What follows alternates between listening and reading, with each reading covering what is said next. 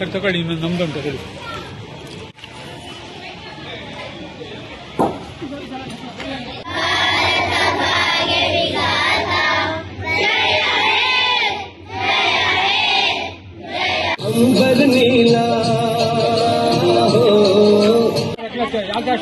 ಪಟ ಇನ್ನೊಬ್ಬ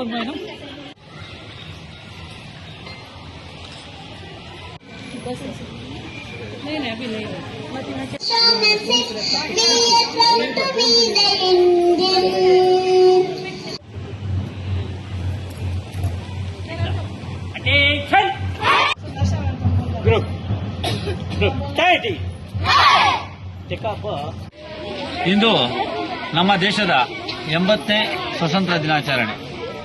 ಹಾಗಾಗಿ ನನ್ನ ಪರವಾಗಿ ಹಾಗೂ ನಮ್ಮ ಸಂಸ್ಥೆ doctor APJ Abdul Kalam foundation ವತಿಯಿಂದ ಅದೇ ರೀತಿ ಇವತ್ತು ಏನಂದ್ರೆ HPS ಶಾಲೆಯಲ್ಲಿ ನನ್ನ ಎಲ್ಲ ಹಿರಿಯರು, ನನ್ನ ಸ್ನೇಹಿತರು ಅನ್ನೋಕೆ ಇಷ್ಟಪಡಲ್ಲ, ಯಾಕಂದ್ರೆ ನನಗಿಂತ ಎಲ್ಲ ಹಿರಿಯರು ಇವತ್ತು ಒಂದು ಕಾರ್ಯಕ್ರಮ ಇಟ್ಕೊಂಡಿದ್ರು.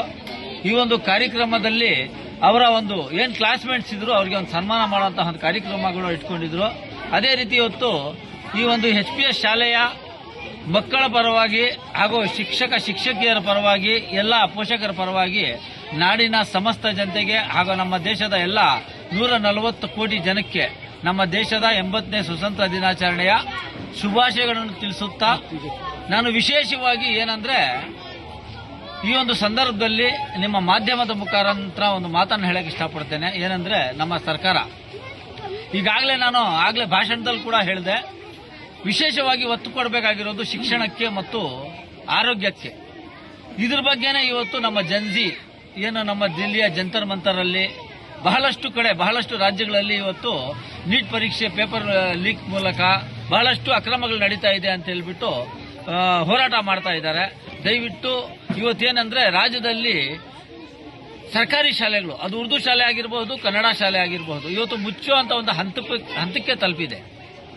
ಹಾಗಾಗಿ ಸರ್ಕಾರ ಇವತ್ತು ಏನು ನಮ್ಮ ರಾಜ್ಯದ ಮುಖ್ಯಮಂತ್ರಿಗಳು ಸನ್ಮಾನ್ಯ ಶ್ರೀ DK ಶಿವಕುಮಾರ್ ಸಾಹೇಬರು ಹಾಗೂ ನಮ್ಮ ಶಿಕ್ಷಣ ಸಚಿವರು ಇದ್ರ ಬಗ್ಗೆ ಗಮನ ಹರಿಸಬೇಕು.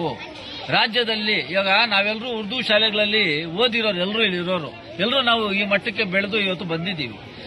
ದಯವಿಟ್ಟು ಎಲ್ಲರ ಹತ್ರ ಹಣ ಇಲ್ಲ. ಇವತ್ತು ಜನಗಳಲ್ಲಿ, ರೈತರಲ್ಲಿ, ಬಹಳಷ್ಟು ಬಡವರಲ್ಲಿ ತೊಂದರೆ ಇದೆ, ಹಣದ ಕೊರತೆ ಇದೆ.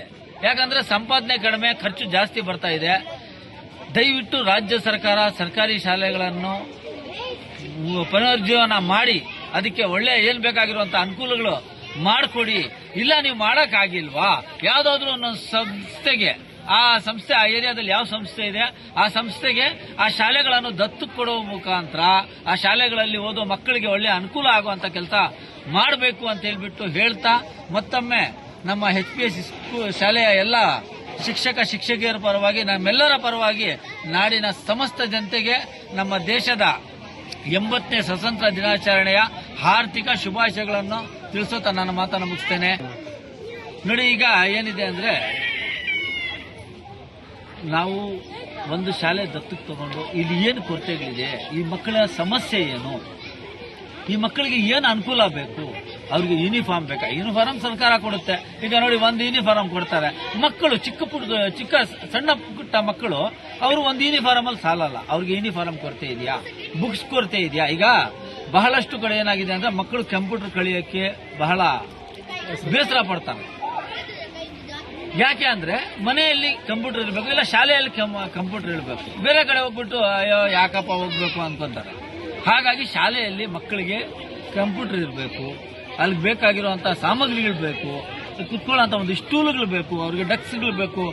ಶಿಕ್ಷಕರು ಕೂಡ ಏನು ಶಿಕ್ಷಕಿಯರಿದ್ದಾರೆ ಅವ್ರಿಗೂ ಬೇಕಾಗಿರುವಂತಹ ಎಲ್ಲ ಸಾಮಗ್ರಿಗಳು ಕೊಟ್ಟರೆ ಅವ್ರು ಒಳ್ಳೆಯ ಶಿಕ್ಷೆ ಕೊಡ್ತಾರೆ.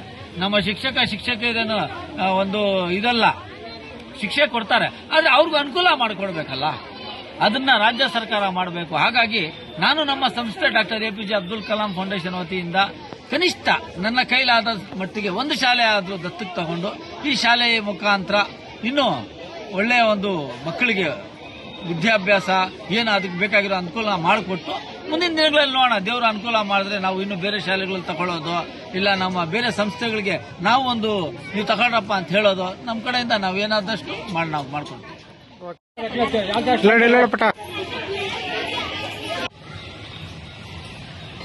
A ver,